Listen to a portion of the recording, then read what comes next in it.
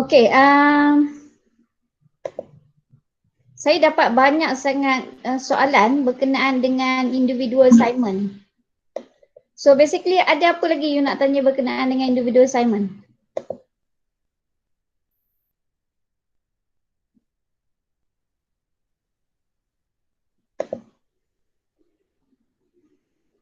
Ada apa-apa you nak tanya sebelum saya nak start kelas?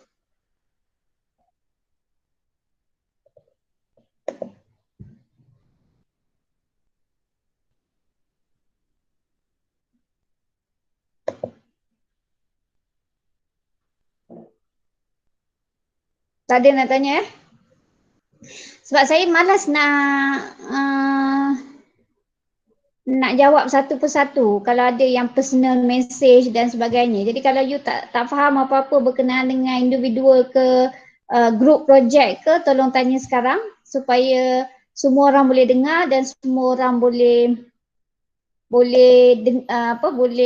clear dengan instruction tu.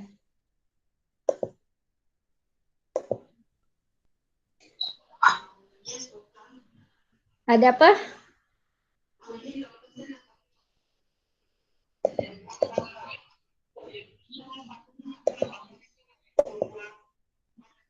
Okay. Betul?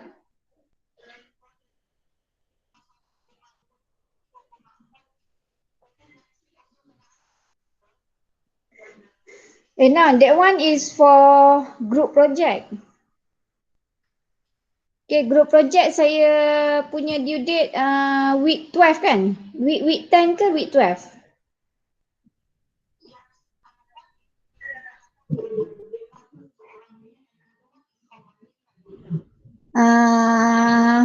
Okay, untuk individual assignment, you akan buat as per instruction yang saya brief last week, last couple of week. Yang untuk group project, group assignment tu, you pilih salah satu tema. Dalam 8 orang satu kumpulan, there are 4 teams. So basically, 2 orang akan ambil satu tema.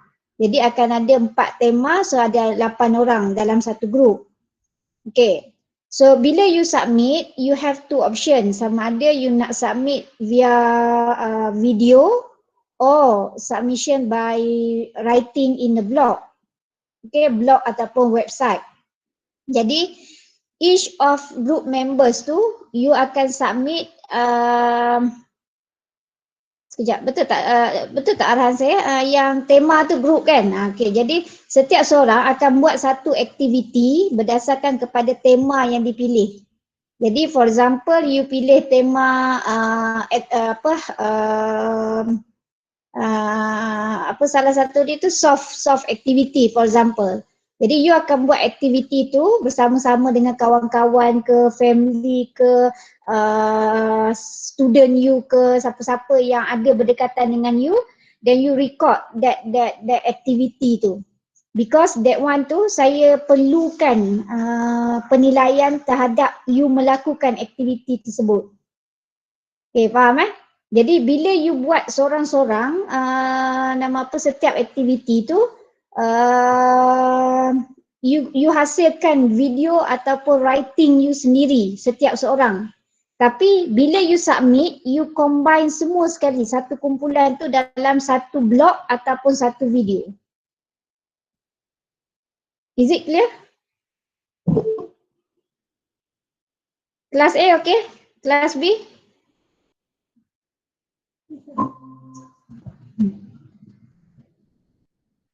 Yes, saya tahu banyak aktiviti yang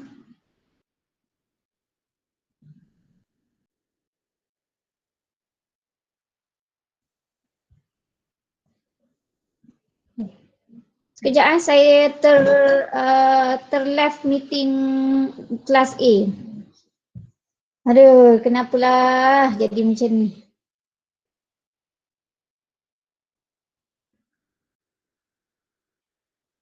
Okey, kelas B okey Ada apa-apa yang you nak tanya berkenaan dengan grouping?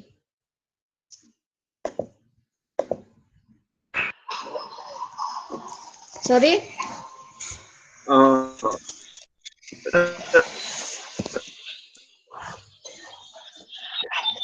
Ya.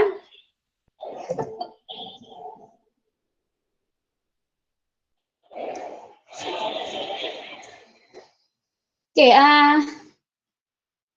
kelas A tadi, you dengar saya setakat mana? You boleh faham?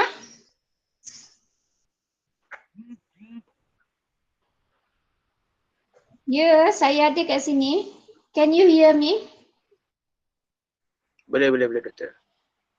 Boleh Okay, tadi saya explain pasal group project. So, untuk kelas A, okay, untuk kelas A semua boleh dengar saya?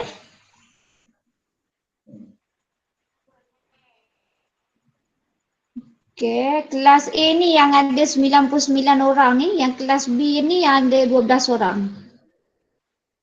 Okay, so sekarang ni semua orang boleh dengar saya jelas Boleh. Okay, so tadi individual group project tadi semua okay? Semua faham? Yang group project tu kira kena buat video kan? Bukan yang individu kena submit by blog tu lah. Macam ni. Saya takut ada orang yang confused. Okay, listen carefully Individual assignment submission next week. Yang itu you pilih salah satu, you pilih negeri. Okay, satu kumpulan satu negeri. Setiap kumpulan tu bila you pilih satu negeri, you akan pilih satu lokasi recreation ataupun adventure activity yang tidak famous lagi di negeri tersebut. Dan you promote tentang tempat tu. You submit through video. Okay, 2 to 5 minutes. It's up to you lah, you nak buat dalam bentuk apa ke based on your creativity. The thing is you have to promote that particular places related to recreation and adventure activity.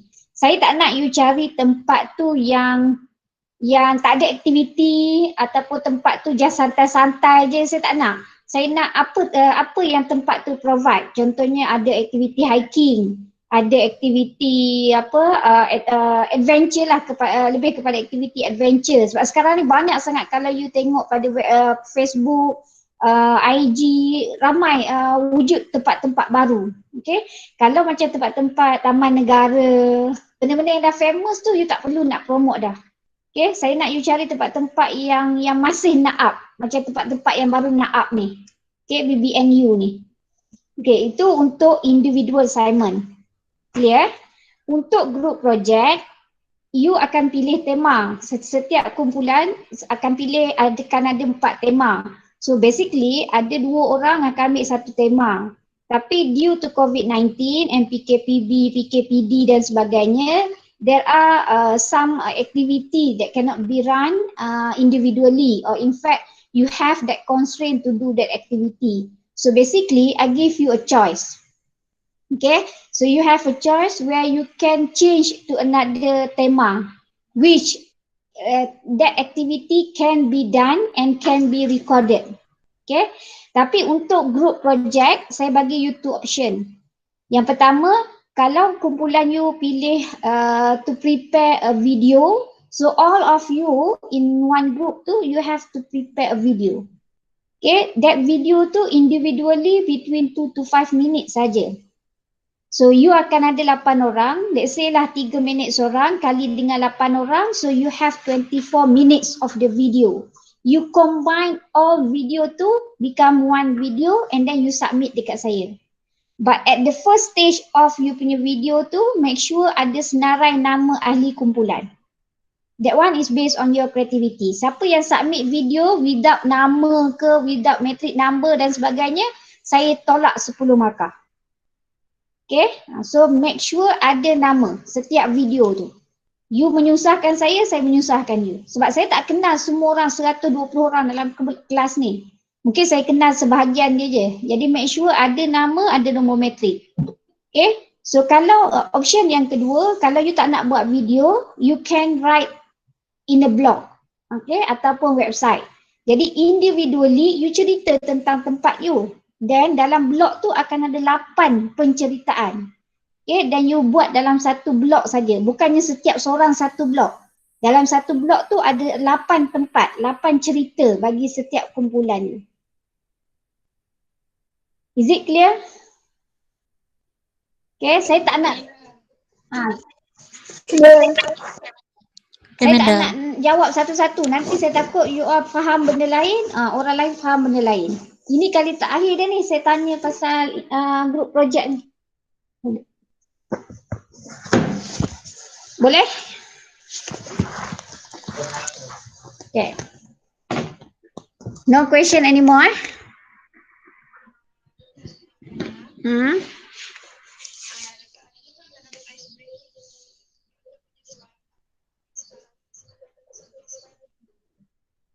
Oh, yang tu kan saya dah cancel kan. Saya gantikan dengan that places tu yang BBNU yang you kena cari tempat tu. Okay. Right. So kalau tak ada apa-apa, saya nak continue for our topic this week. Saya tahu it's quite challenging for you because sekejap. Tak ni tak keluar recording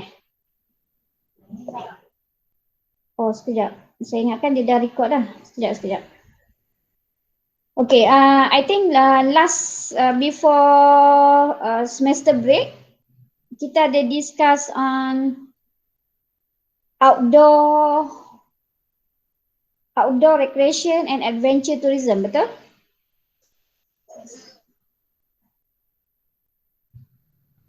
Okay. Betul, Doktor.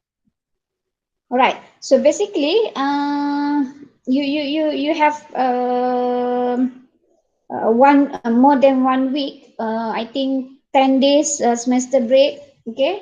I hope that everybody can have a nice holiday, even though you just stay at home. And in fact, di Kelantan pun, we have been declared as a PKPB. Okay, so just stay at home. Ni pun saya terpaksa datang office because of saya nakkan connection internet yang stable. Sebab kalau saya pakai hotspot kat rumah memang akan ada problem lah. Oh, dia tak keluar lagi recorded untuk kelas A. Kelas B memang saya dah record kan? Kelas A ni.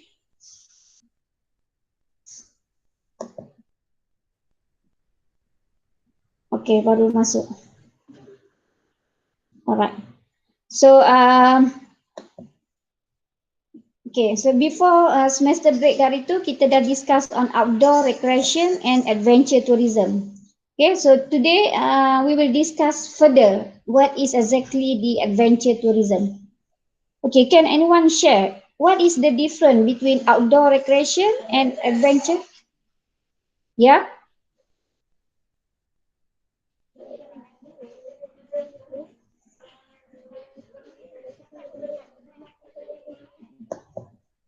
Individual.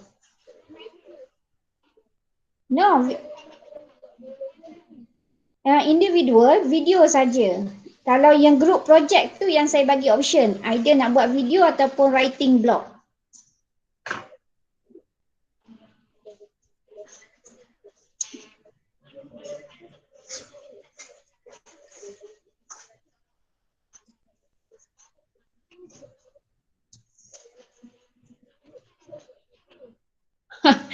Saya, aduh.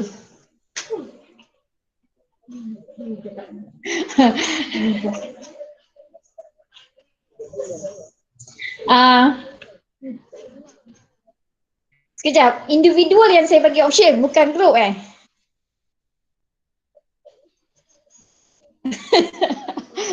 Tak. Saya bagi option tu dekat individual bukan group.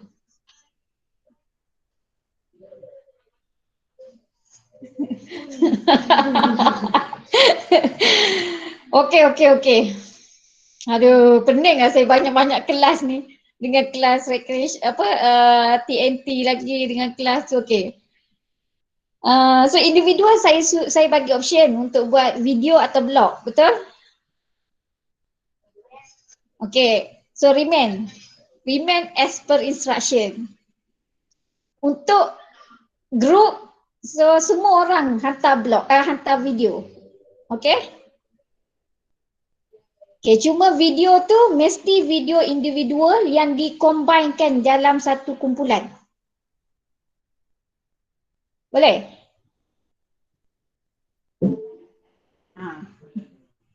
Okay, settle. Puas hati semua? Settle?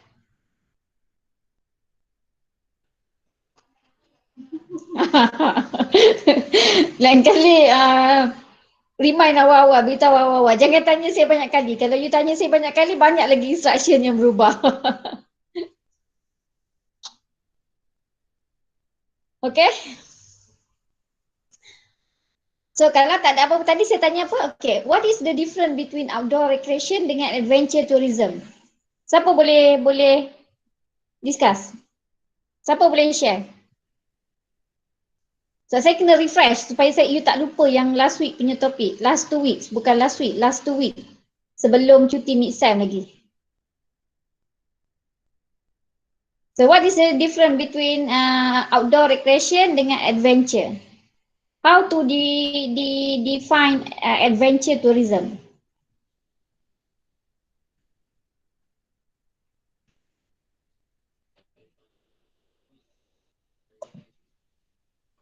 Adventure tourism, aktiviti lasak. Okay, kalau outdoor?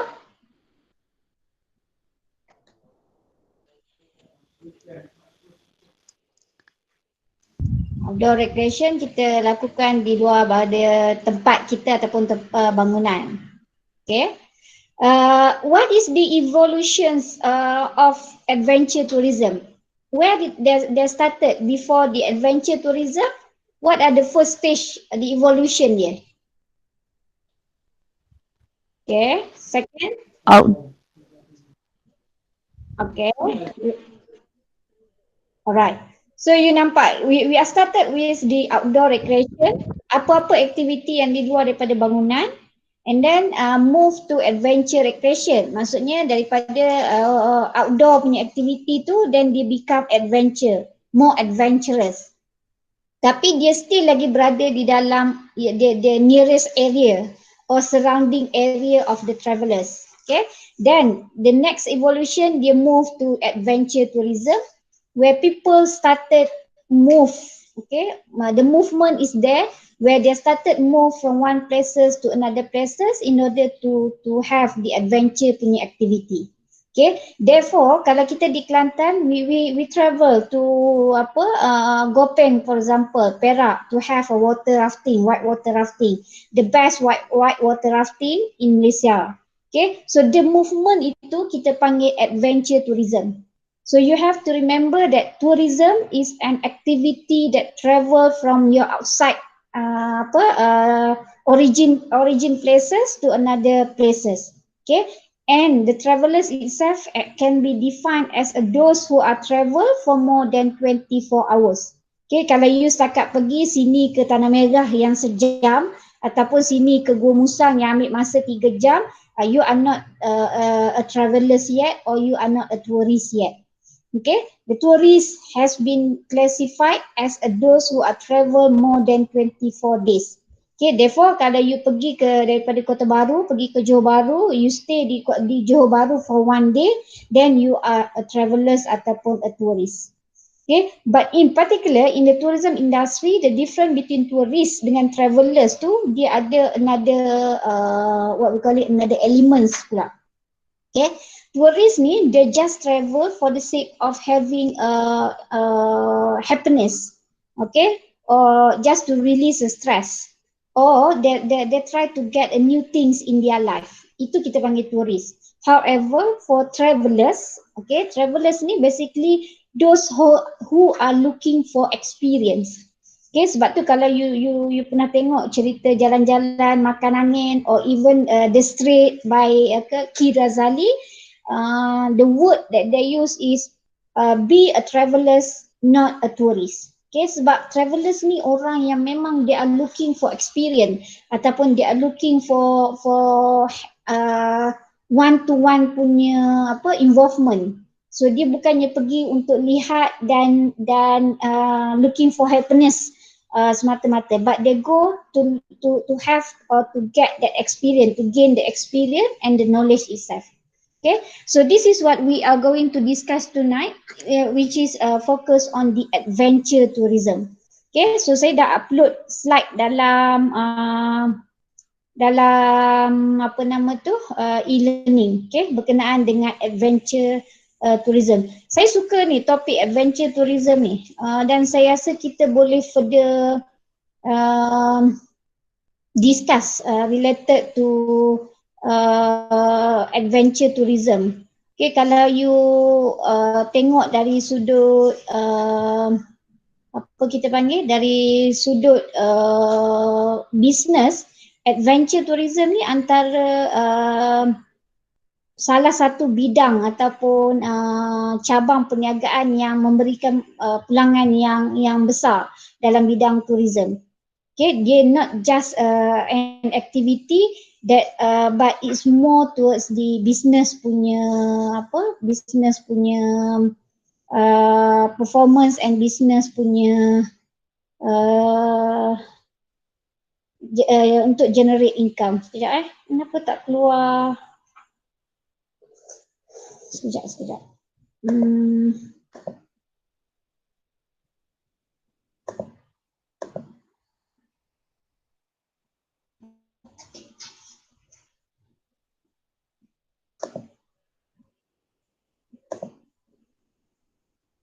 Okay, so you buka slide masing-masing sebab saya tengah nak share screen untuk slide.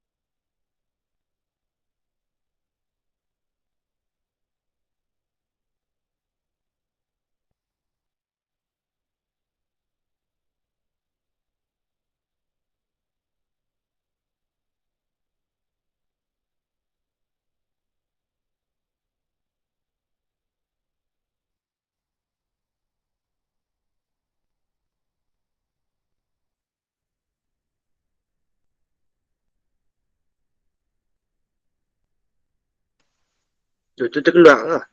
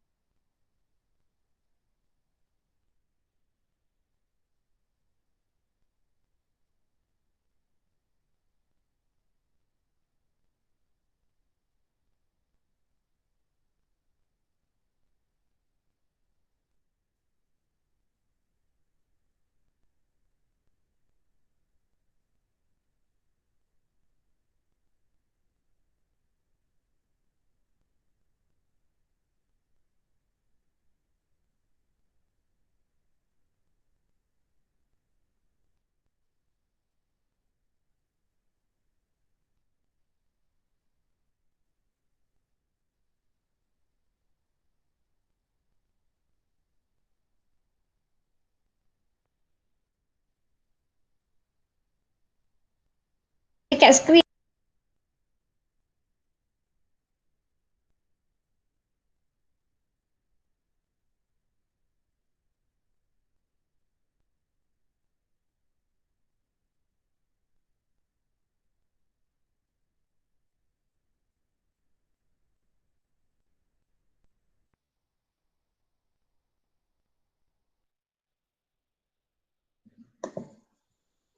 Okey, baru berfungsi.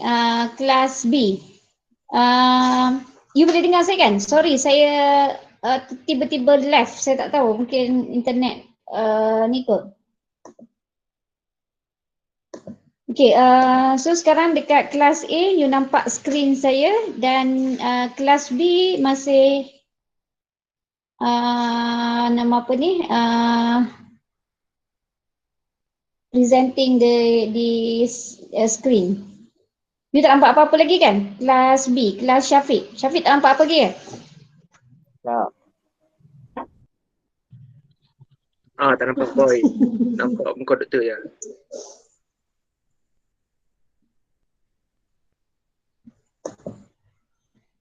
Okay, so kalau sekarang ni saya tunjuk slide, kelas A you nampak tak?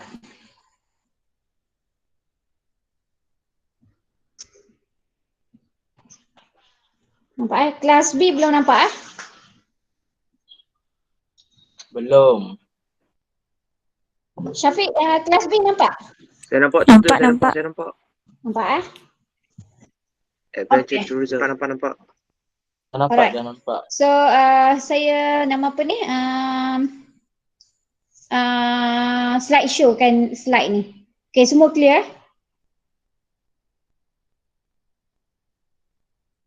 Okay, so this is another topic that we are going to discuss tonight. Last week tu kita discuss a surface of adventure tourism saja. Okay. So today kita akan go further to discuss on what is exactly the adventure tourism punya perspective. We are going to discuss on the 4 main topic. Okay, the definition, the history of adventure tourism. Kita juga akan discuss on the types and characteristic of adventure tourism. And we also discuss on the benefits and impact of adventure tourism. The last one is organization involved in adventure tourism. Okay, semua boleh nampak boleh clear? Kalau you rasa saya apa nama ni tiba-tiba hilang tu, tolong panggil Nanti kan saya bercakap seorang-seorang je.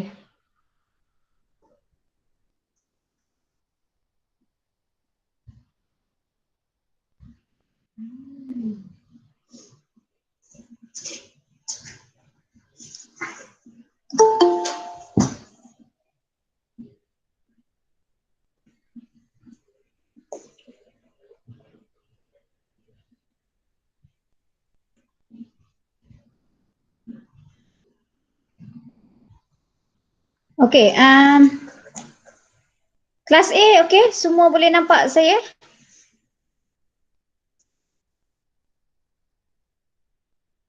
Hello?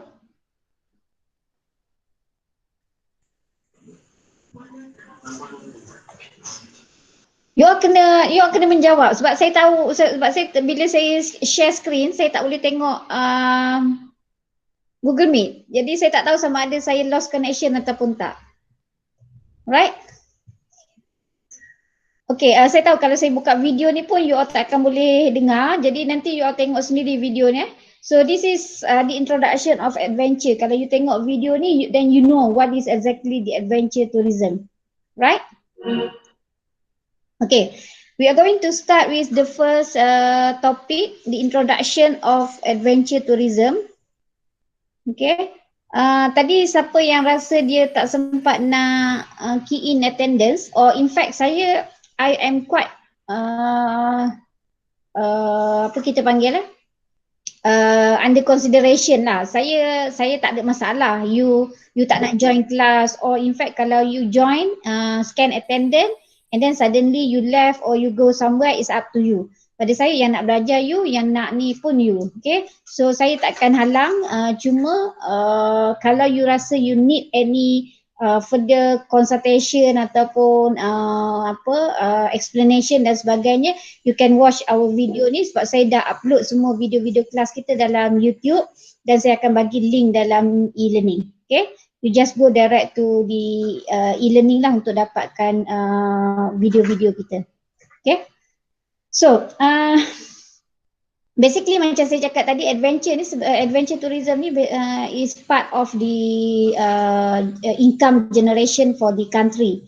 Okay, that's why kalau you tengok dekat sini, adventure tourism ni basically dia adalah satu aktiviti yang memang akan required a cost ataupun you have to spend money in order to do that activity.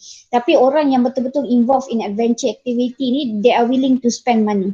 That's why how expensive pun that particular activity, for example paragliding, okay, even whitewater rafting, they are willing to spend. Okay, ini salah satu kenapa adventure tourism ni become one of the economic source kepada our country. Okay, so what is exactly the adventure tourism? Okay, adventure tourism must be involved experiencing destination through physically participating in activity. Maksudnya bila when we talk about adventure tourism ni, dia mesti relate dengan physical and the movement. Okay, setakat you duduk dekat rumah, you buat activity, that's not adventure yet. Okay, itu benda yang you kena faham tentang adventure. And it also appeals to those seeking adrenaline and thrill. Maksudnya dia memerlukan kekuatan tenaga, emosi dan juga you punya ketahanan mental dan fizikal you. Okay, because they need a strong passion, passionate you terhadap aktiviti adventure tourism. Sebab tu kalau you tengok contoh-contoh adventure tourism ni, contohnya seperti hiking, snorkeling, skydiving, ini semua aktiviti ni adalah aktiviti-aktiviti yang lasak which required your physical movement as well as your toughness of the mental punya challenging. Okay. So another definition of adventure juga, dia adalah unusual experience including some level of risk and uncertainty. Okay. So bila you cakap je, you nampak je perkataan adventure, dia akan melibatkan risiko, adventure and uncertainty, ketidaktentuan. Ketidaktentuan tu we are not sure. Maybe ketidaktentuan in term of the climate, in term of the risk, in term of the money that you have to spend. So this is all the uncertainty elements. Number two is adventure juga consider as you are doing activity outside the place of residence. Macam saya cakap tadi lah, kalau you move to another one places ataupun the origin places you, origin destination you, move to another places, then you akan dikonsider sebagai adventure tourism. Kalau ada rakan-rakan kelas ni yang nak masuk yang tak boleh akses untuk kelas, suruh dia masuk yang kelas B sebab kelas B ni masih kosong dan saya pun tak boleh, kejap saya left dan saya masuk kelas B sebab saya tak boleh nak admit untuk kelas A dah sebab dia dah full. Right, so yang mana tak boleh masuk tu once you left, you masuk ke kelas B, okay?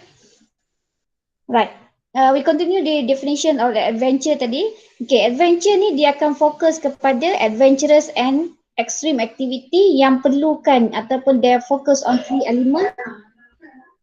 Yep.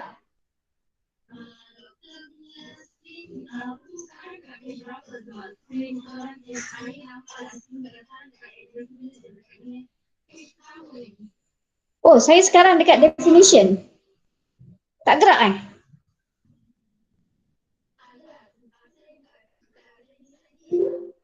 Oh, tapi dekat ni tak nampak.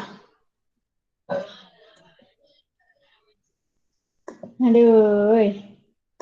Sebab you beritahu awal-awal. Sekarang saya dah slide nombor 10 baru you tanya. Okay, sekejap. Oh tak, saya dah slide dekat definition dah. Okay,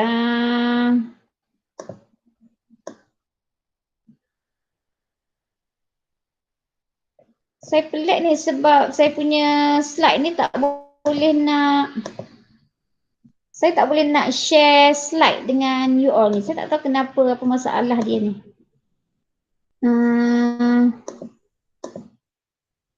Okay, baru dapat. Alright. Kelas A saya dah boleh present. Cuba you tengok.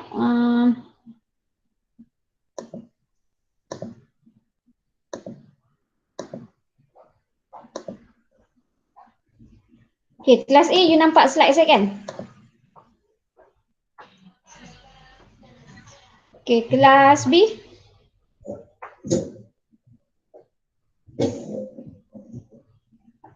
Kelas B pun baru keluar.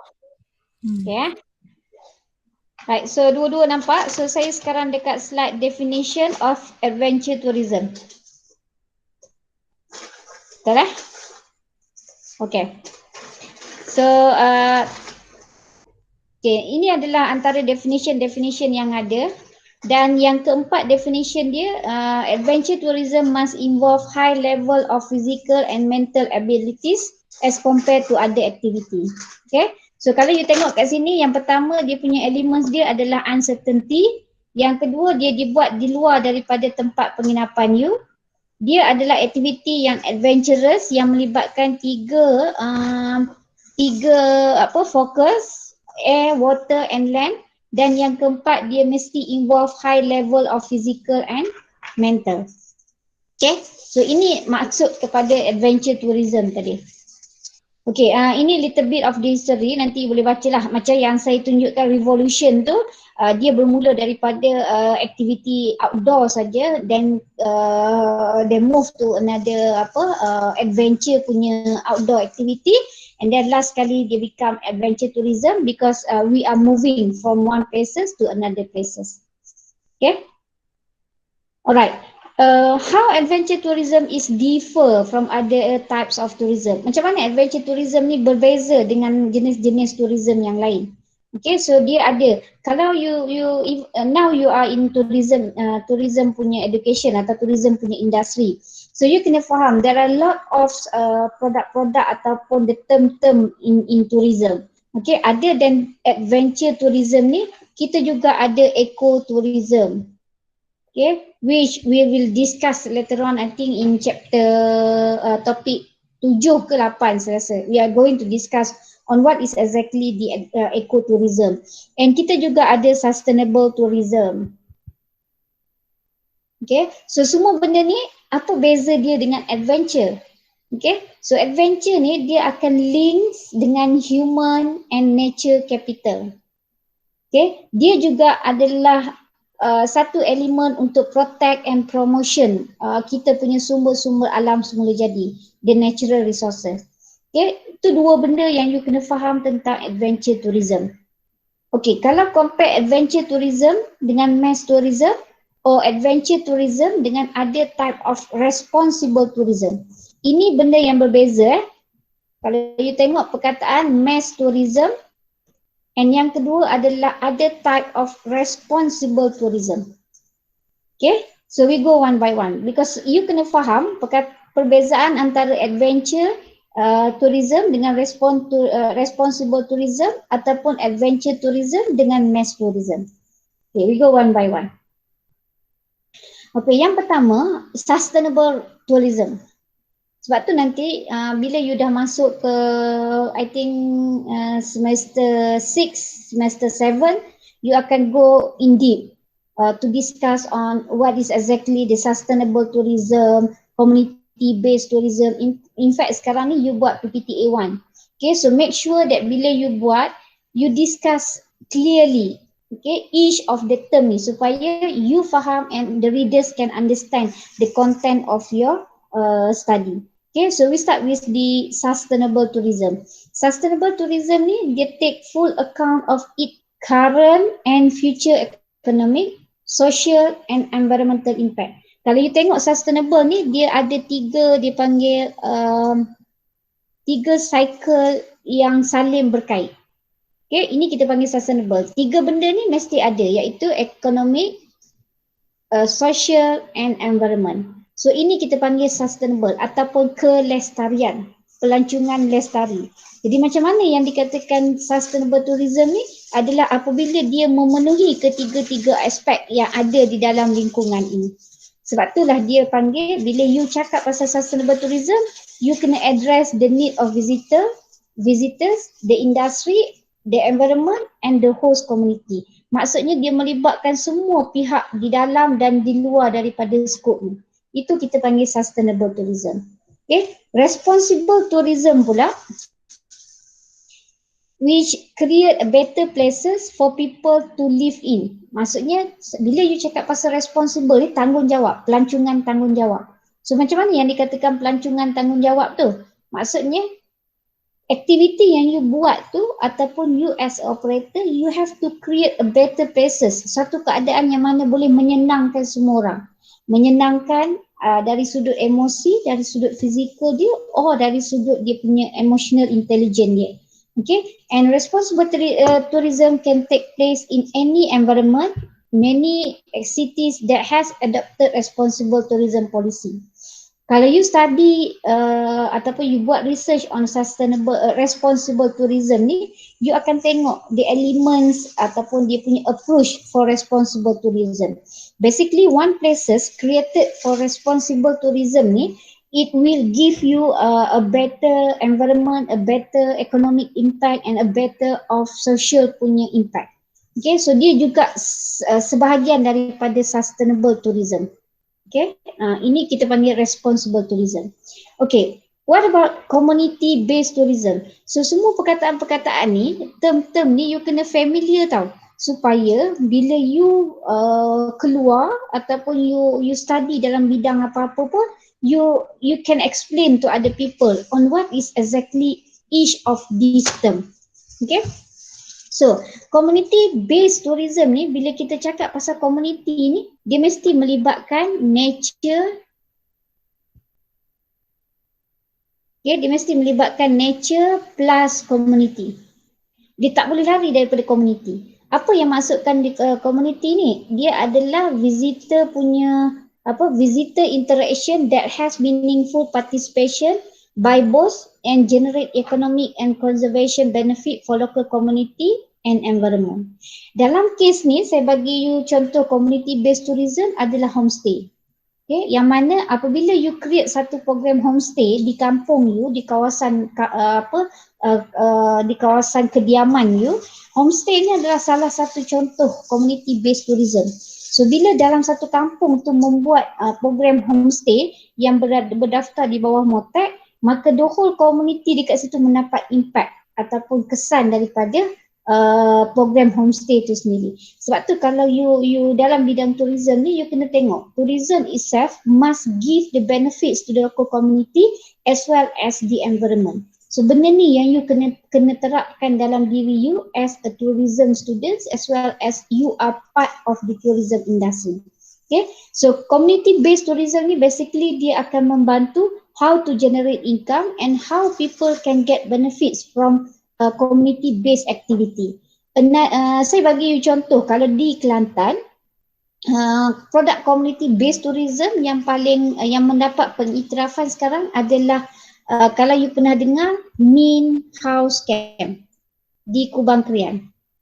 Siapa yang pernah pergi Min House Camp? Ada tak siapa yang pernah pergi kat sini? Tak ada? Semua antara 120 orang ni, tak ada seorang pun pernah pergi. Even orang Kelantan pun tak pernah pergi ke? Ha?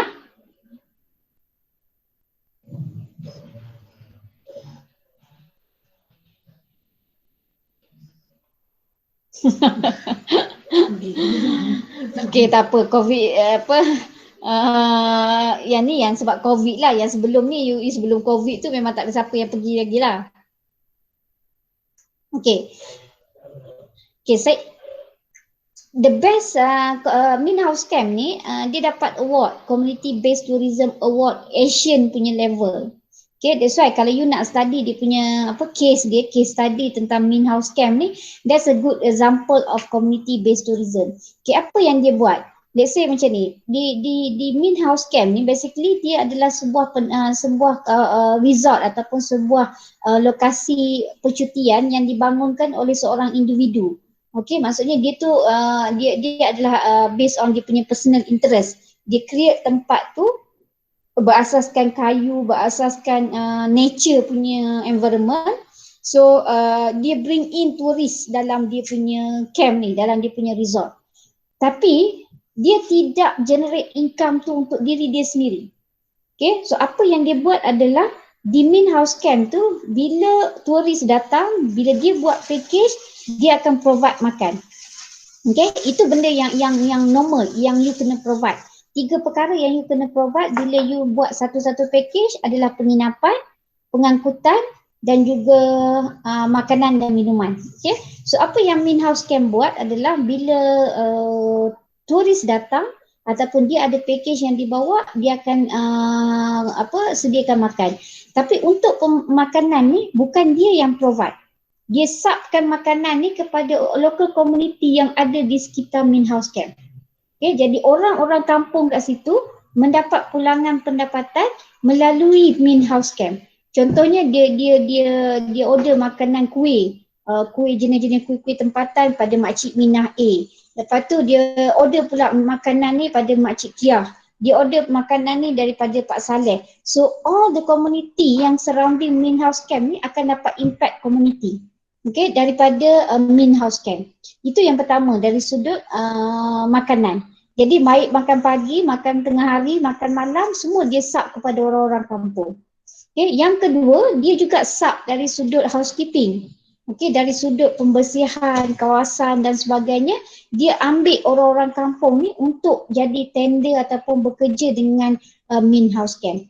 So ini salah satu community based tourism yang dijalankan di main house camp. Okay, selain daripada program-program homestay. Okay, next kita panggil conservation tourism. Kalau you tengok perkataan conservation pun you tahu. Okay, pelancongan pemeliharaan, okay, ataupun pemeliharaan conservation and preservation. Dia adalah dua benda yang berbeza. Okay, bila you cakap pasal pemeliharaan, dia adalah satu aktiviti komersial, okay, commercial tourism which make a net positive contribution to the continuing survival of certain plant animal species. Maksudnya dia lebih kepada proses penjagaan ataupun penjagaan lah, conservation. So bila dia acknowledge tempat tu sebagai pusat penjagaan, contoh macam taman negara, macam museum dan sebagainya, that one is bukan museum, zoo.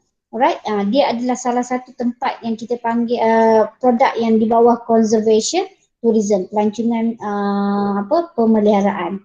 Volunteer tourism. Saya tahu ada sebahagian daripada you all ambil subjek volunteerism. Okay, so volunteerism adalah kesukarelawanan. The practice of individual going on a holiday sambil buat volunteer. Okay, volunteer tourism ni dia bukan macam you pergi cuci kubur, you pergi cuci masjid ataupun tempat-tempat tu. Yang tu dipanggil volunteer program. Volunteer tourism ni dia berbeza bila you sebut perkataan tourism. You kena back balik dengan definitions of tourism adalah the movement of people from the origin places to another destination. Okay, jadi bila you buat volunteer tourism ni adalah bila you travel from your origin country ni ataupun your origin places tu kepada tempat yang lain. Tapi untuk aktiviti kesukarelawanan. Contoh, macam sekarang orang banyak buat program volunteer ke Syria, ke mana, inilah negara-negara Arab pun semua, iaitu kita panggil volunteer plus tourism juga. Tapi setengah tempat yang you pergi, volunteer tourism ni dia sebenarnya adalah aktiviti kesukarelawanan plus dengan aktiviti percutian. Itu yang exactly what is volunteer tourism. Kalau you kata, kami buat aktiviti kesukarelawanan di Syria, kami pergi di Syria tu, yes, you move, you fly ataupun you move from your origin places ke another destination. Tapi bila you pergi ke Syria, you sebenarnya bukan travel, you sebenarnya bukan holiday, tapi you membantu orang lain. Okay, that one we consider as a volunteer program sahaja. Okay, so volunteer tourism ni dia mestilah ada elements of travelling, ada elements of holiday. Sambil you melancong, sambil you travel, you buat aktiviti kesukarelawanan. Okay, without you looking for apa reward. Okay, you tak perlu mengharapkan bayaran, ganjaran daripada orang lain. You memang buat for the sake of you nak bantu. Contoh, you travel to Kuala Lumpur contohnya untuk you cuci zoo negara, but at the same time you juga promote aktiviti di zoo negara as part of a tourism activity. Yang itu we can consider as a volunteer tourism. Okay. Next is ecotourism. Okay, ecotourism ni nanti kita yang as I mentioned, kita akan further discuss on our next topic nanti. Okay, but ecotourism is the travelling or the purpose of to travel to natural area to understand the culture and natural history of the environment. There are the difference between ecotourism and adventure tourism. Okay, so nanti you akan tengok lepas habis topik ni, you akan tengok apa beza ecotourism and adventure tourism. Okay, saya suka dua-dua topik ni because they are very close related but they have their own differences. Okay, next is geotourism. Yang ini satu benda yang mungkin baru pada you but it's not new in our industry. Okay, geotourism adalah combination of geography plus tourism. Dia panggil geotourism. Okay, tourism that sustain or enhance the geographical character of a place. Its environment, culture, aesthetic, heritage, is well-being of its resident. Okay, contohnya geotourism ni adalah suatu aktiviti yang dibuat berdasarkan kepada geographical sesuatu lokasi tu. Contoh, macam sekarang kita ada orang yang geografi expert yang memang looking for batu-batu contohnya, looking for dia panggil apa, tapak-tapak bersejarah, looking for tapak-tapak haiwan yang contohnya macam dinosaur. Okay, so bidang geografi ni, bidang kaji bumi ni, they are looking for the product yang diorang boleh tahu the history and the culture of that product tu sendiri.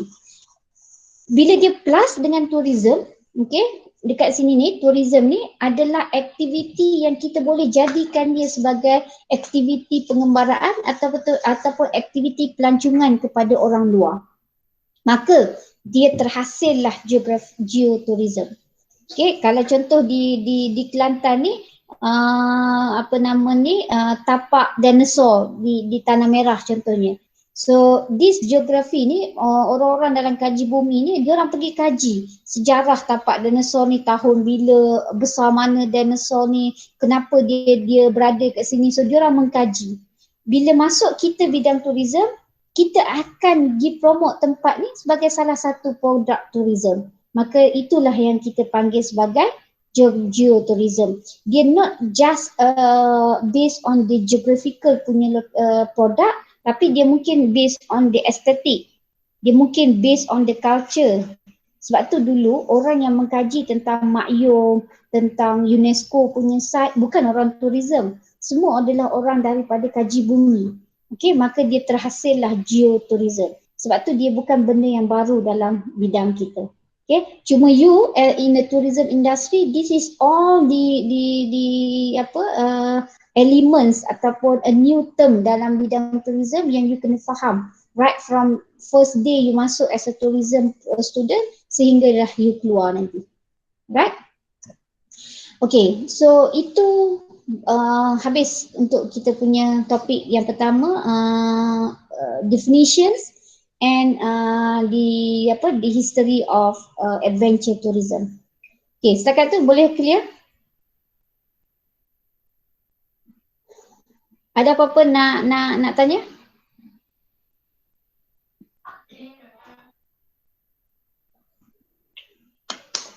Okay. So now we go to next topic, the provision of adventure tourism. Okay. So apa tu adventure tourism? Okay, adventure tourism ni dia terbagi kepada dua saja. Ada dua benda ni yang you kena tengok dan you kena faham betul-betul. Okay. Yang pertama, adventure tourism melibatkan hard adventure and soft adventure. Sebab tu dalam group assignment you, saya bagi you kepada 4 bahagian. Which 4 tu saya ambil daripada 2 benda lah, daripada hard and soft. Okay, the combination of hard and soft ni nanti yang ni adalah membentuk the adventure punya tourism. Okay, so adventure trips as hard or soft adventure is by its primary activity. Bagaimana nak identify atau differentiate between hard and soft? Lepas ni kita akan go further. Okay, right. Ini gambaran yang lebih jelas lah what is adventure, hard adventure and soft adventure. Okay, now we go one by one. Okay, hard adventure. Okay, jenis yang pertama iaitu hard activity. Okay, hard activity refer to activity with high level of risk. Okay, yang pertama risk. Okay, ingat dia required high level of risk. Ataupun nak tak nak dia akan melibatkan risiko. Risiko apa? Depends. Kalau you buat aktiviti tu aktiviti lasak, aktiviti air, so you akan berhadapan dengan risiko dan juga kemalangan untuk lemas dan sebagainya. Okay, so ini semua kita panggil risk. Dan yang kedua, require intense commitment and advanced skill. So yang kedua adalah commitment. Commitment ni not just your commitment fees tu, komitmen duit, tetapi dia lebih kepada komitmen internal commitment you. Okay, maksudnya you sendiri yang willing to spend, you are willing to involve in that particular activity. Dan yang ketiga, dia require advanced skill. Kalau setakat you takut, you tak boleh nak dicabar dan sebagainya, you cannot do that hard activity. Okay, sebab dia mesti ada 3 elemen ni barulah dikatakan sebagai hard adventure. Dan hard adventure ni dia adalah highly risk in nature, dia perlukan professional guide, dia perlukan advanced level skill and advanced level skill untuk you buat aktiviti tu. Okay, lepas ni saya akan tunjuk contoh-contoh aktiviti yang hard adventure. Jadi kalau you tengok aktiviti ni semua you perlukan professional guide. Sebab tu to that extent hard adventure activity ni you require a special certificate ataupun license to do that activity. Okay, and many tourists die during climbing mountains, caving every day. Okay, ini antara contoh-contoh risk. Okay, kemalangan yang you sentiasa akan berlaku apabila you buat aktiviti adventure. Okay, so antara aktiviti adventure ni lah yang memerlukan ataupun highly risk ni adalah caving, okay, mountain climbing, rock climbing. Okay, mountain ni you daki gunung. Rock climbing ni you naik yang batu-batu. Okay, rock climbing. Ice climbing ni dibuat kalau ada negara yang ada ice lah. Okay, trekking simple, tapi trekking pun depends on the nature of that places. Dan yang terakhir adalah ni contoh yang high risk jugalah, skydiving. Okay, sometimes you skydiving from the building, the high level of building. So you terjun daripada building tu. Ada orang buat skydiving based on helicopter. So dia naik helikopter, dia naik basically ada helikopter and then dia terjun daripada helikopter. Okay, so ini antara aktiviti-aktiviti yang high risk ataupun high level of adventure. As compared to soft, okay, yang ni yang kedua, soft adventure. Dia bukan kata dia tu aktiviti main chess, main batu serembat, no. Okay, soft activity ni dia ada maksud yang berbeza, iaitu dia perceive risk but low level of risk. Dia still ada risk tapi dengan level yang rendah. Dan dia required a minimal commitment and dia hanya perlukan beginning skill saja. So level of commitment and level of skill tu at par saja ataupun a minimum level saja. Okay, and soft activity ni dia contohnya macam camping, hiking tu, dan dia low risk di dalam nature. Maksudnya possibility ataupun berlakunya sesuatu kemalangan tu agak kurang compare to hard activity. Okay, so ini ada antara contoh-contoh soft activity. Dia still activity adventure tapi dia tak required high minimal of skill, and sometimes activity-activity ni tak perlukan certificate ataupun license. Dalam banyak-banyaknya hanya ada satu je yang memerlukan license, tapi dia consider sebagai soft because dia ada low level of risk, iaitu scuba diving. Okay, scuba diving ni you tak perlukan license untuk you buat scuba diving, tapi you perlukan license untuk you mengajar ataupun untuk you pergi dekat deep water. So maksudnya kalau you buat scuba diving di open water, yang tempat yang sekadar untuk mengalami ataupun to gain the experience, you don't have to have a license yet. Tapi kalau you nak jadi professional scuba diver, barulah you request or you apply for the license. Okay, so yang lain-lain ni semua ni adalah aktiviti-aktiviti yang you boleh buat without license and without professional guide. Okay, tapi basically macam bird watching ni normally kalau you betul-betul berminat, but dia hanya required tools ataupun the facilities. Contohnya macam kamera, yang zoom dan sebagainya. So maksudnya required facilities saja untuk you buat. Tapi you tak perlukan professional guide, kecuali tempat yang you nak buat bird watching tu tempat yang you tak familiar, then you have to ask someone untuk guide you punya perjalanan. Okay, yang lain-lain ni adalah aktiviti-aktiviti yang simple yang kita memang pernah buat. Okay, so itu adalah dua jenis adventure activity, hard activity and soft activity. Alright, so ini dekat sini yang you boleh identify dalam group project you, siapa yang buat hard activity, siapa yang buat soft activity. Cuma saya tambah another element of soft tu adalah traditional games yang you boleh buat lah aktiviti yang simple-simple. Okay, contohnya main chess, batu seremban dan sebagainya. That one kita boleh consider as outdoor recreation activity saja. Okay, so dia ada perbezaan antara adventure tourism dengan outdoor recreation activity. Okay, ini antara contoh-contoh lagi. Kalau you tengok dekat type ni, dekat sini you boleh identify yang mana satu hard activity, yang mana satu soft activity. Okay. Okay, bila you dah tahu jenis-jenis dia, hard and soft activity ni, dia ada karakteristik dia pula, dia ada ciri-ciri. Okay, untuk dia dijadikan sebagai adventure tourism punya aktiviti.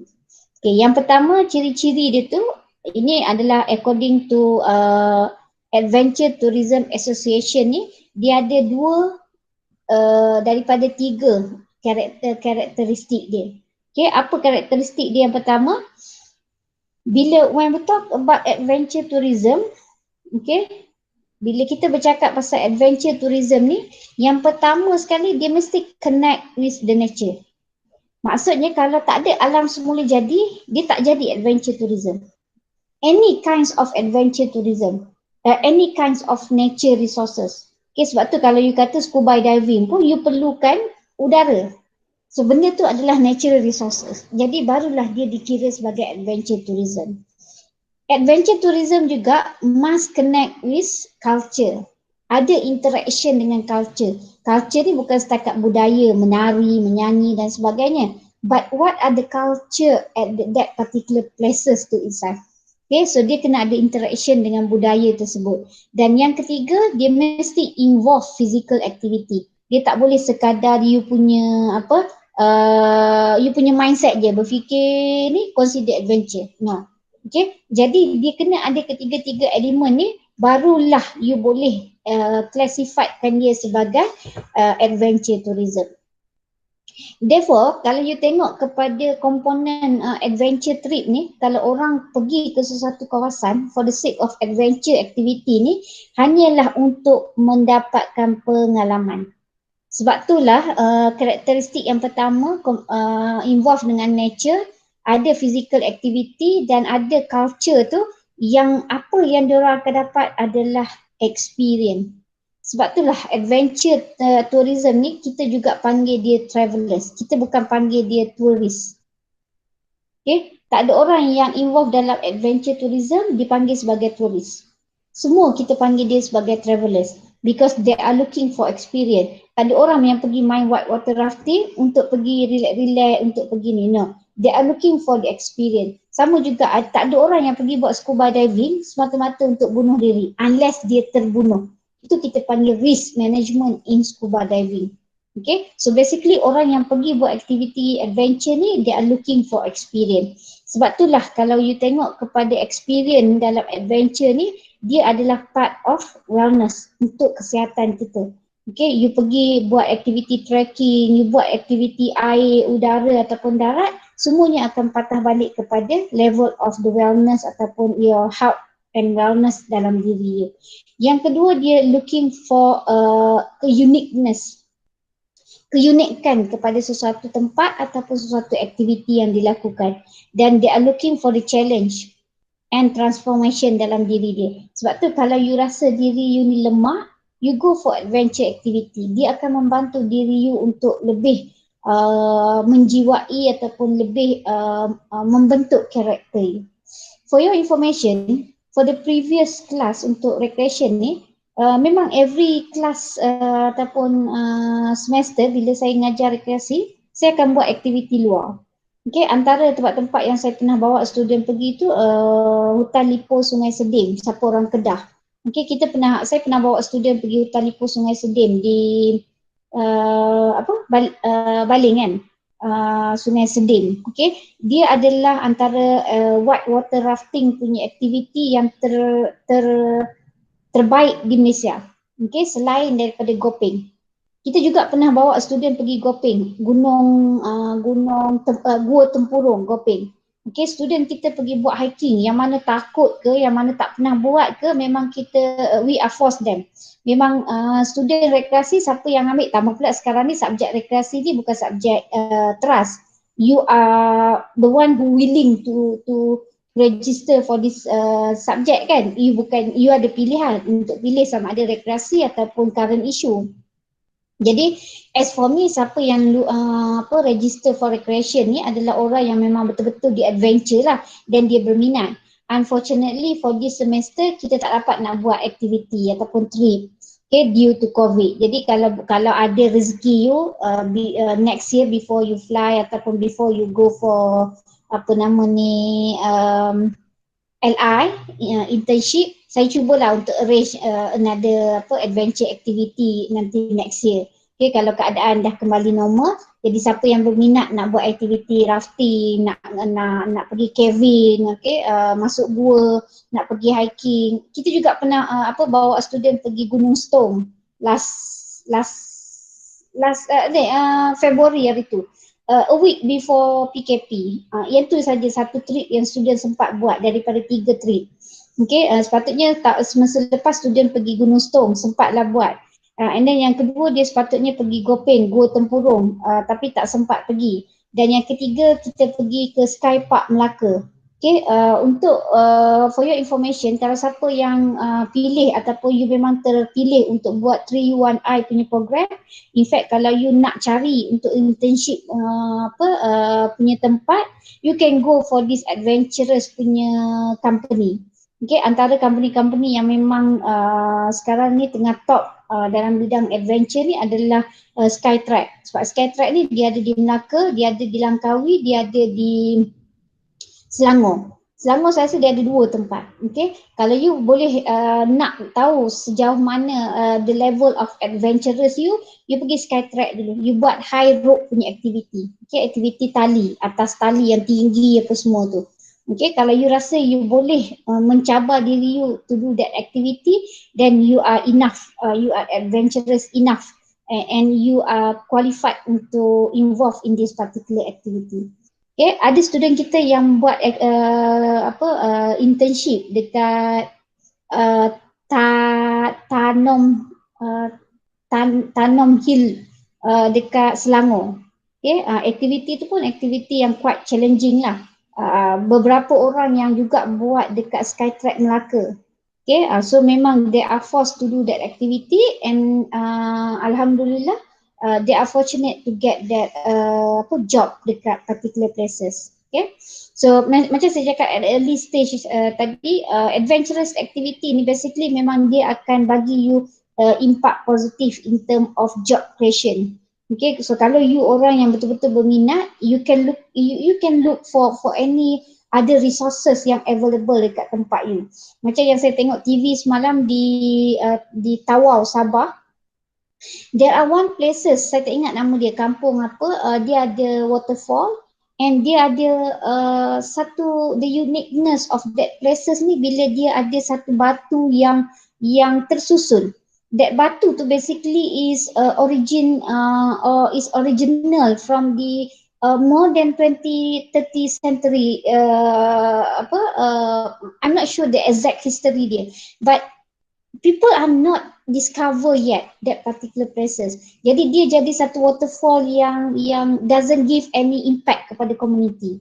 Okay, bila orang start viralkan tempat tu, now tempat tu dah start turis datang, but there is no more facilities ataupun infrastructure build up at the particular places. So this is where the operators ataupun local community yang ada kat situ, you have to take this advantage untuk you create ataupun you convertkan tempat tu to become one places where you can get ataupun you can create a job ataupun you can generate the income. Okay, sama juga dengan kes yang Bukit Panau dekat Pasir Mas. Kalau siapa orang Kelantan sekarang ni, tempat tu tengah viral sekarang. Padahalnya Bukit Panau tu is just apa kita panggil kawasan kelapa sawit. Okay, which that area tu basically they don't have anything pun dekat Bukit Panau. But people create that places become one of the tourist attraction, and now siapa yang pernah pergi kat tempat tu, people surrounding the Bukit Panau tu, they are now having a job creation and in fact they can generate income through business kat situ. Jadi ada beratus orang datang, especially weekend, so diorang ni buka kemah, berniaga makanan, pakaian, produk-produk dan sebagainya. Jadi bila orang datang, at the same time diorang akan dapat income. Okay, so this is where people involve, sebenarnya dia coincidentally involved in that particular activity, tapi bila orang start looking for a new things, a new product in tourism ni, so dia akan bagi benefits kepada the whole community dekat kawasan tu. Okay, so ini yang kita panggil the characteristic of adventure tourism. So yang ni pun yang benda yang samalah, combination of activity, nature and culture. So tiga benda ni you kena ingat, ini adalah karakteristik of adventure activity. Okay. Ini antara benda-benda yang saya nak share dengan you. Dekat bawah tu saya bagi link. So you boleh go direct with this link, nanti anytime you free, you boleh baca dan you boleh tengok dia punya nama video dia dekat link ni. Saya tak masukkan lah sebab terlalu berat, jadi nanti you boleh pergi. Okay, contohnya apa tu aktiviti bungee jumping, flyboarding dekat Putrajaya, paragliding dekat Singapura, dekat Selangor, kat Sabah, hiking, trekking ni normal lah dekat Pahang ni. Whitewater rafting dekat Perak, diving Terengganu, zip lining dekat Sabah, parasailing dekat Langkawi. So ini adalah tempat-tempat yang bila orang tanya, contohnya adventure tourism dekat Malaysia, so ini adalah antara contoh-contoh yang you boleh bagi. Okay, dan tempat-tempat ni basically it is unexplored by people yet. Dia baru nak naik, and in fact bila dia start naik sekarang ni dengan kuasa viral yang ada, social media dan sebagainya, dia jadilah lebih viral. Okay, you go for this link, nanti you boleh tengok dia punya video-video dia. Okay, it's very interesting video. So at any time you free, nanti you just go to using my link yang saya bagi ni, then you can get the real pictures of each of the activities. Okay, alright. Now, before we proceed to the next topic, ada apa-apa persoalan? Saya rasa saya tak ada break 5 minit because kita dah ada setengah jam je lagi. So kalau you rasa you nak pergi toilet ke whatsoever ke, you are most welcome. Okay, so if you miss at any part of this lecture, you can watch the recorded video. Alright. Okay, now we go to the next topic which discuss on the benefits and impact. Ni benda yang agak penting lah, yang memang penting when we talk about adventure tourism. Okay, dia punya kenapa pentingnya adventure ni, because dia one of the fastest growing sector in tourism industry. Okay, yang ini yang you kena ingat sebab apa, dia attracting high value of customer, dia support local community and dia encourage sustainable practice. Macam saya cakap tadi lah, bila you dapat je offer satu activity dekat your particular places, you sebenarnya dah bawa ataupun bring in tourist ke tempat you. Bila you bring in tourist kat tempat you, you juga support local community by having the business. Okay, even though the local business pun, orang boleh jual air, orang boleh jual goreng pisang dan sebagainya. Okay, then bila adanya activity adventure, you are sebenarnya menggalakkan sustainable practice. Sustainable tu mesti melibatkan economic, social and environment. Sebab tu bila ada sesuatu tempat adventure, orang akan conserve and orang akan preserve.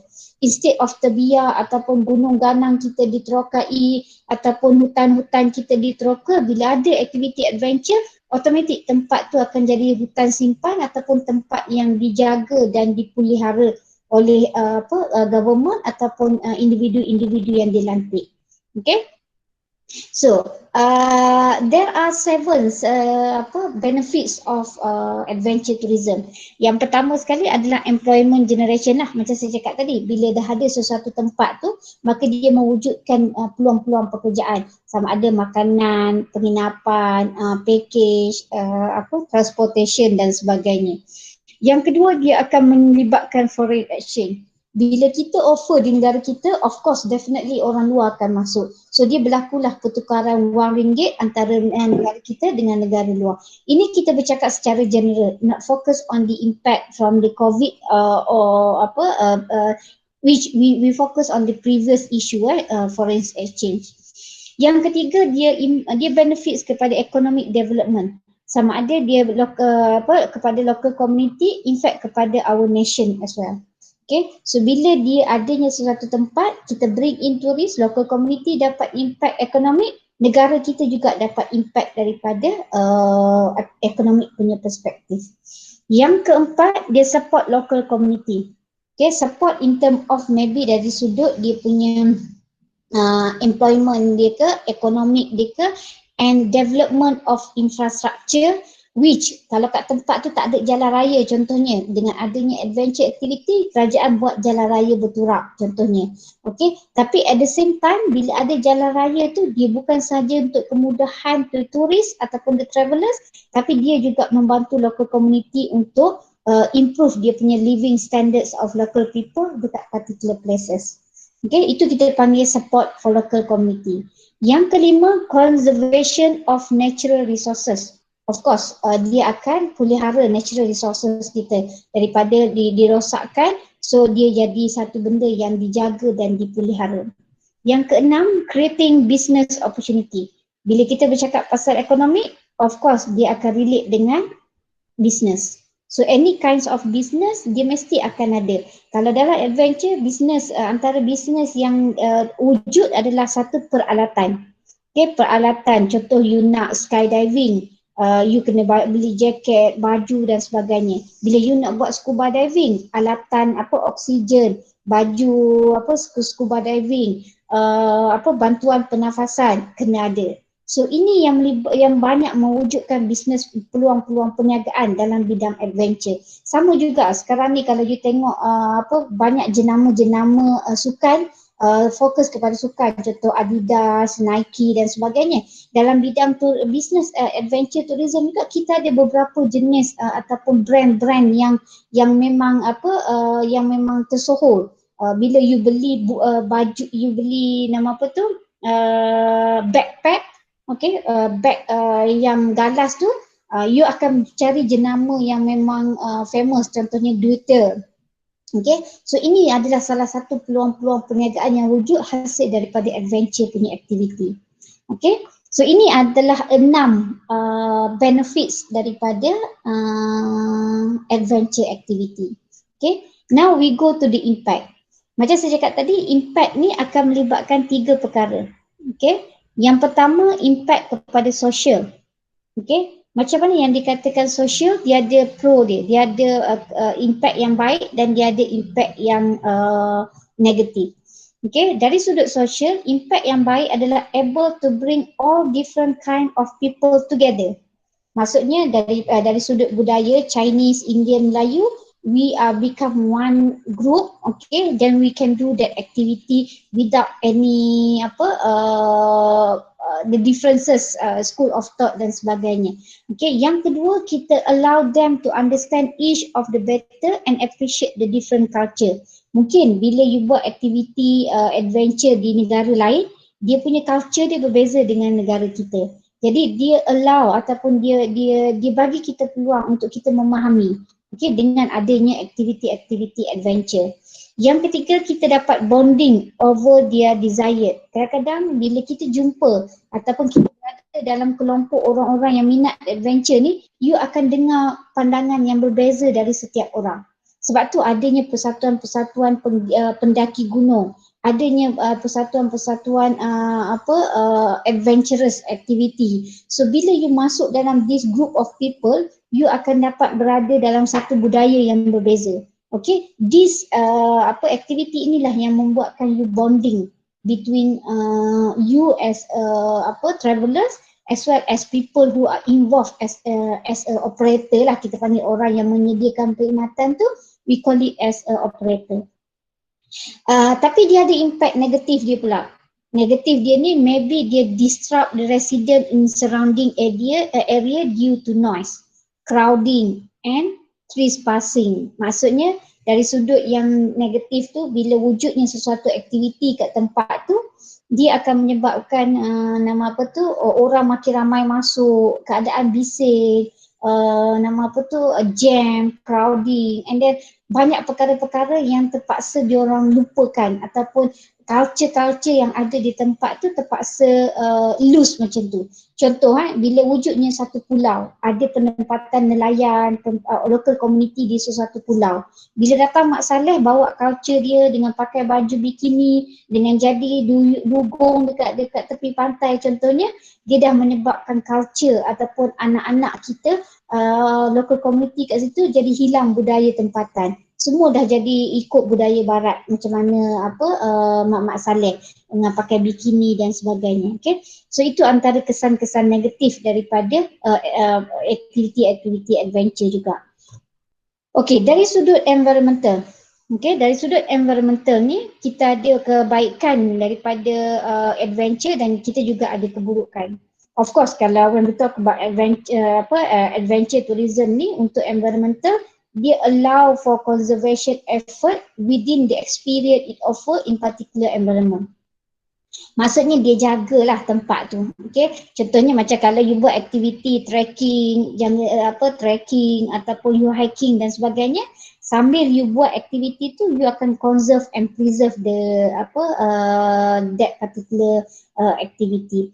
Kalau dari sudut negatif dia pula, dengan penambahan turis dan human activity ni, dia akan merosakkan alam dan dia akan mencemarkan tempat tu. Sebab tu kalau you perasan in any national park, taman-taman negara di Malaysia, sekarang ni dia dah start buat polisi which you akan bag you akan dicek satu persatu di kaki bukit ataupun di kawasan first stage tu, you akan dicek. Contohnya dalam bag you ada 5 tin sardin, ada plastik, ada whatsoever.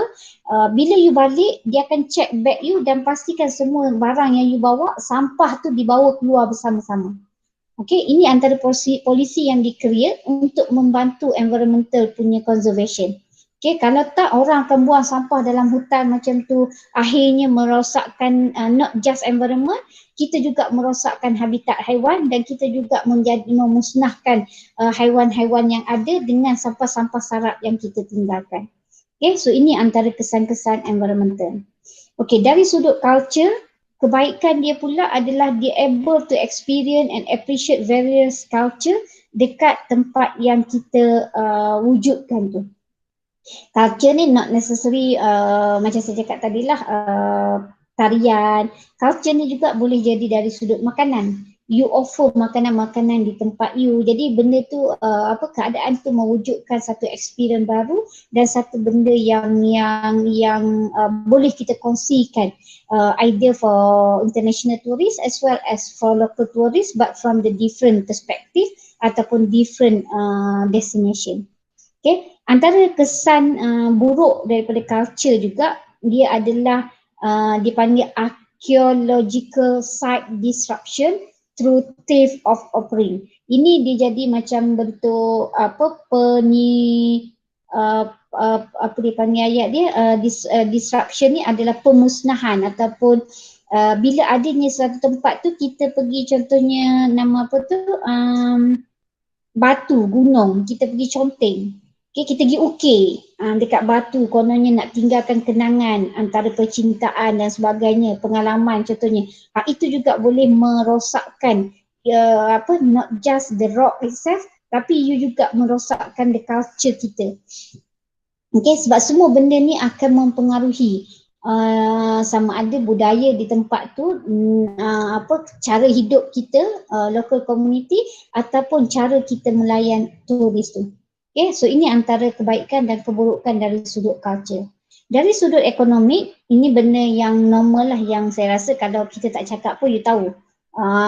Pros and cons dia, of course dari sudut ekonomi, dia create benefits kepada the successful economic for many countries lah. Okay, dia juga lead to the development which provide resident with school, hospital, proper road system, and which return increase the quality of life individual living there.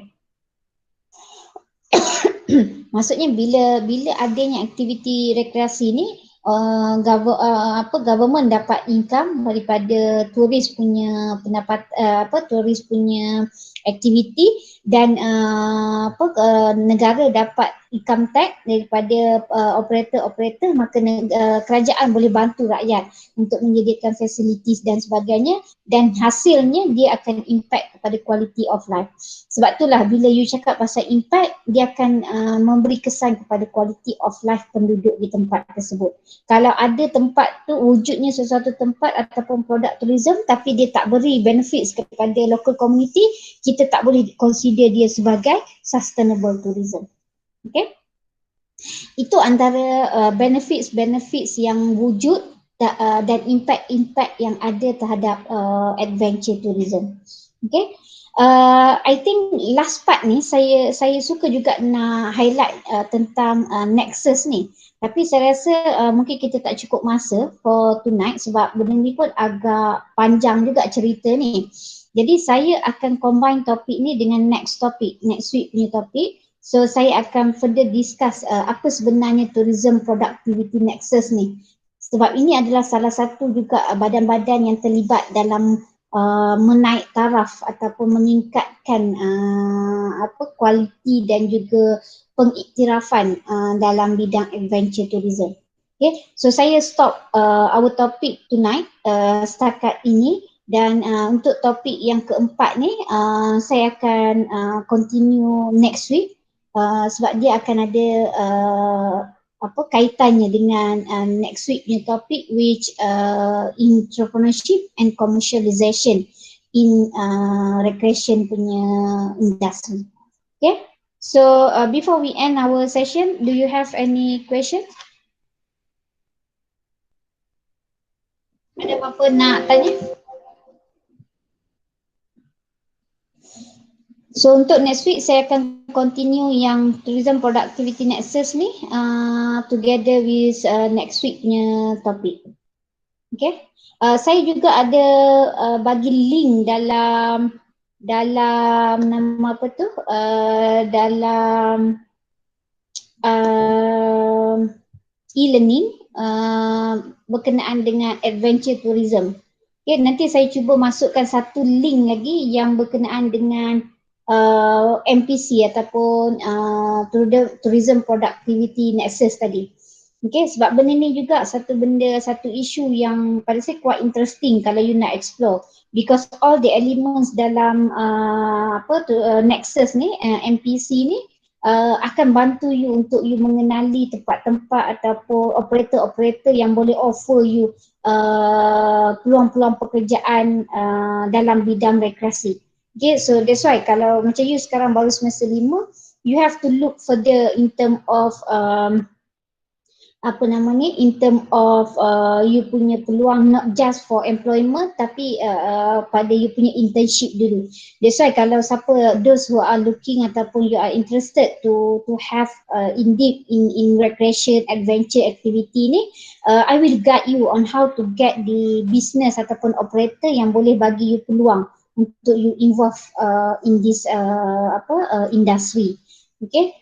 Cuma you have to get close dengan and get my advice lah kalau you betul-betul nak involve dengan adventure, sebab ada beberapa isu juga yang perlu dipertimbangkan, sebab nanti saya takut bila you cakap you minat but at the end of the day tak sampai sebulan 2 bulan you praktikal, tiba-tiba you nak lari. Okay, so you have to think carefully before you choose the business ataupun the operator untuk, especially for your internship lah. You ada setahun lebih lagi, at least you have to prepare yourself. Alright, so before we end, last any question yang you rasa nak share, nak highlight lagi? No?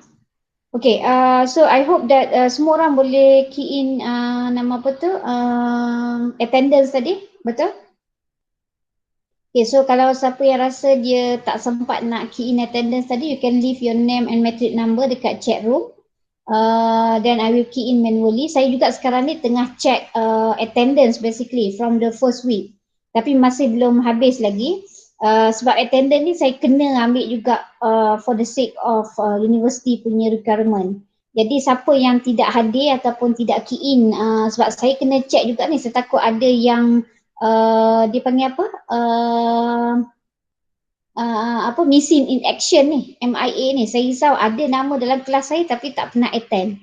Jadi nanti saya kena hantar nama ke pihak fakulti untuk dibar daripada final exam.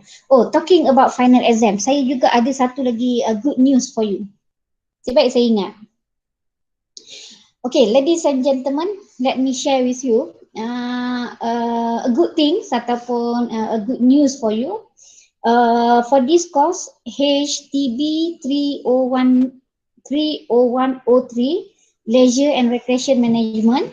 Okay, the latest news is there is no final exam for this course. Okay, so meaning to say you takkan ada final exam within that period untuk final exam. However, okay, I will prepare a short questions related to this course, which dia lebih kepada some sort of open book test. Okay, saya akan bagi you, allow you to open any books, any articles, any reference, is up to you. But you have to answer my question within 3 hours. Okay, 3 jam, 5 soalan. Buka lah seberapa banyak buku yang you rasa you nak buka. But do not expect soalan tu senang lah bila open book ni. And on the day kita final exam tu, dia tak panggil final exam lah, dia panggil open book test tu, saya akan buka 3 jam je. Jadi kalau you rasa you tak sempat jawab ke, internet connection problem ke whatsoever, saya tak boleh layan. Okay, itu saja yang saya kena minta you punya komitmen. Jadi saya akan bagi you tarikh, dia akan berlangsung pada bulan 1 nanti. Okay, open book test tu. Jadi saya akan bagi tarikh, masa, you standby lah, you nak cari internet 40 jenis provider ke apa ke, is up to you. As long as 3 jam tu fix, 3 jam you jawab, you hantar. Siapa yang kata connection lost ke whatsoever ke, saya tak boleh nak terima. Okay, itu saja peluang yang saya boleh bagi dekat you. So saya dah mudahkan kerja you by rejecting final exam and replace with open book. Jadi you kena juga bagi komitmen tu, dan you kena bantu saya untuk make sure you boleh siapkan within that 3 hours. Okay? So itu antara the latest news yang saya boleh share dengan you lah. So get prepared, maybe based on the tutorial question tu adalah practice je soalan-soalan tu. Tapi untuk open book ni it might be challenging for you lah.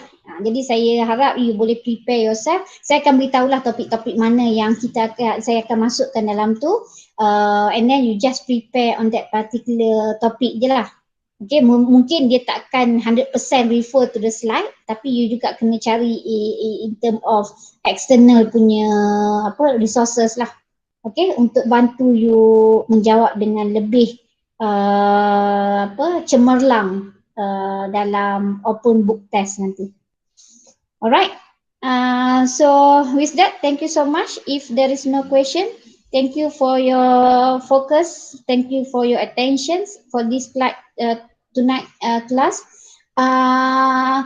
Okay, so kalau ada apa-apa, just leave your message dekat chat room ni, dan nanti saya akan reply for the next class. Okay, thank you very much. Assalamualaikum warahmatullahi wabarakatuh. Thank you, Doktor. Good night. Thank you, Doktor. Assalamualaikum.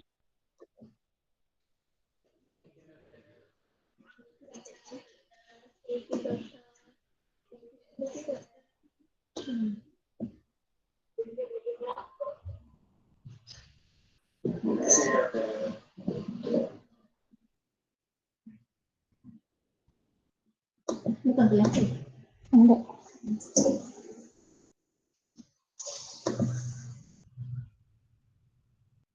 Thank you.